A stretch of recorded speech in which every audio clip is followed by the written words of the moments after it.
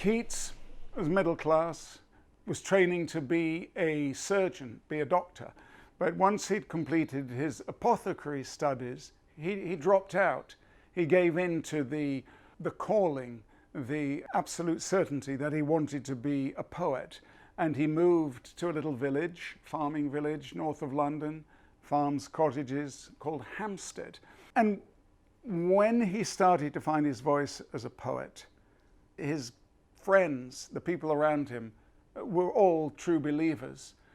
But the general public and the critics discarded, derided, dismissed his body of work.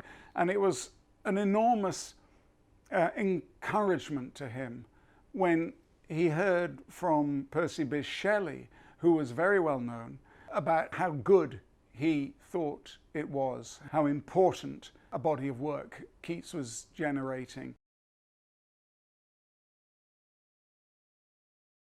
It's debated the person who finds this lost quixotic figure on the hillside is a man or a woman, old or young. There's nothing which suggests who it is. I always think of it as a young lady, a farm worker, bringing in the cows, who comes across this bedraggled figure.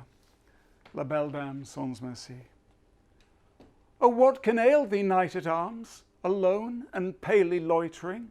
The sedge has withered from the lake, and no birds sing. Oh, what can ail thee, knight-at-arms, so haggard and so woe-begone?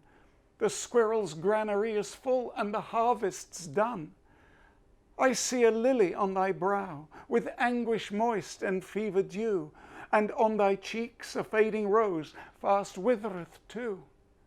I met a lady in the meads, full beautiful, a fairy's child. Her hair was long, her foot was light, and her eyes were wild. I set her on my pacing steed, and nothing else saw all day long, for sidelong would she sit and sing a fairy's song. She found me roots of relish sweet, and honey wild, and manna dew, and sure in language strange she said, I love thee true. She took me to her elfin grot, and there she wept and sighed full sore, and there I shut her wild, wild eyes with kisses four. And there she lulled me asleep, and there I dreamed, ah, woe betide, the latest dream I ever dreamed on the cold hillside. I saw pale kings and princes too, pale warriors, death pale were they all. They cried, La Belle Dame sans Merci hath thee in thrall.